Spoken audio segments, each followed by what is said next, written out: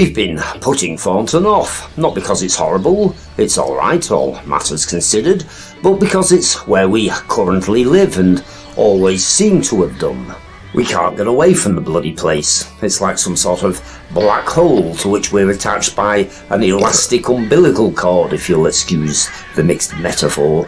This, for example, is Whitehall Cottage, literally a millstone's throw by an asthmatic weevil from our front door. Like most of Thornton, it's seen better days and is slowly being supplanted by generic Lego estates. However, we haven't got any transport this week, so Thornton it is then. Thornton isn't so much a town as a collection of villages huddled together for gravitas. There's Burn, or Bourne as its posher residents call it, not that it's got any posh residents, Drummer, Norcross, Fisher's Fold and Little Thornton, most of which claim to be the right and proper centre. Taken together, they still don't amass enough weight to call themselves a proper town, which was why, some years ago, they joined forces with neighbouring Cleveleys. We're not covering Cleveleys in this episode, we have to draw the line somewhere. The most recognisable bit of Thornton, probably, is the War Memorial at Four Lane Ends. Yes, that really was the highlight of my misspent youth. A can of special brew and a difficult-to-understand conversation with a 65-year-old alcoholic in the shadow of the World War I soldier. Opposite the War Memorial stands the former Thornton Pottery, once a filed longhouse, now just a house. And the Art Deco Little Theatre stroke lecture hall stroke library, which doesn't seem to contain many books nowadays. Everything is low to the ground in Thornton.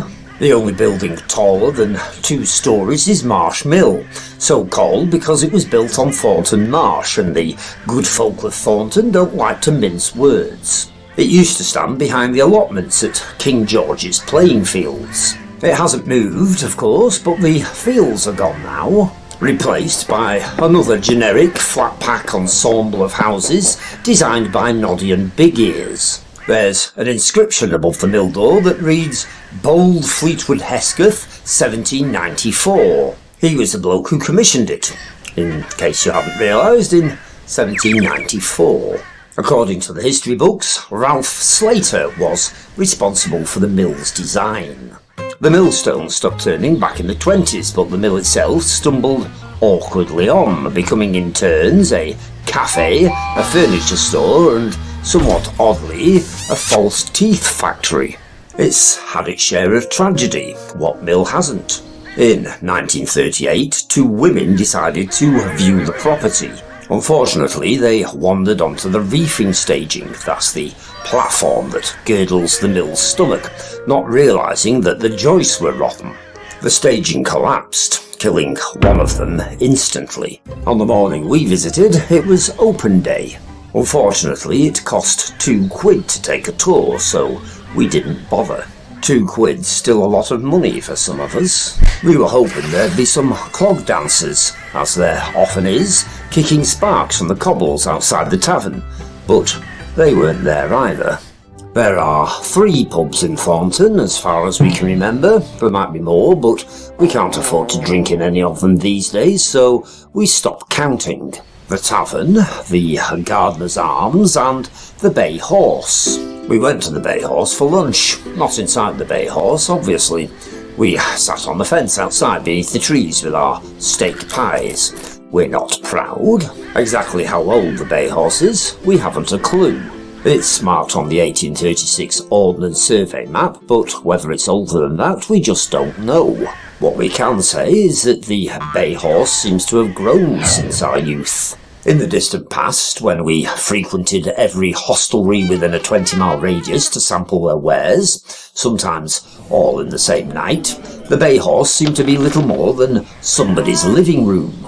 If it wasn't for the 3 beetroot-nosed gentlemen playing dominoes in the corner, we wouldn't have known it was a pub at all. Nowadays, the snug has been knocked through and gone all gastro. The Bay Horse stands next to the long-since demolished Thornton Station. Once, steam trains ran through here, down to the bustling metropolis of Fleetwood. More recently, slow-crawling midnight wagons rumble past in the dark, carrying unknown materials suspended in complicated networks of springs from the ICI. They didn't feature on any timetables, but the childhood leukemia rate around Thornton was 10 times the national average. That's about as Fortean as it gets around these parts. The only ghosts are my own personal memories that haunt every corner, ginnel and time-worn street. Having said that, there's Bourne Hall, which we couldn't be bothered filming because, despite having eaten these steak pies, we were still tired.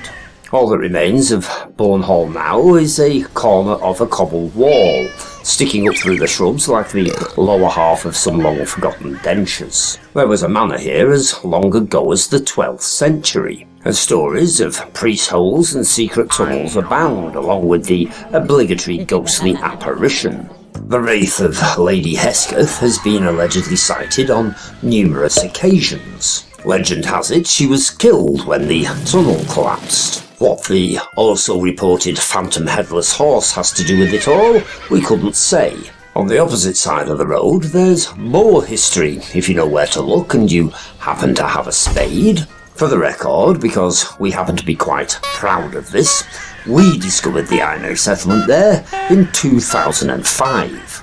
After a tip-off from that drunken old reprobate, William Thornber. He didn't contact us in person, of course, we can't communicate with the dead yet. However, in his History of Blackpool, he suggested there might be something lurking beneath the hill. The hill's about to be built on, more generic boxes for people who don't give a stuff about our local history, we suspect. There's a Fusion-designed church in Thornton, and an ancient cottage on Crabtree Road, but that's enough for now. We might revisit and fill in the details next time we're stuck for transport, which probably won't be long. In the meantime, click like, subscribe, whatever, and we'll meet up again as soon as possible, hopefully somewhere more interesting.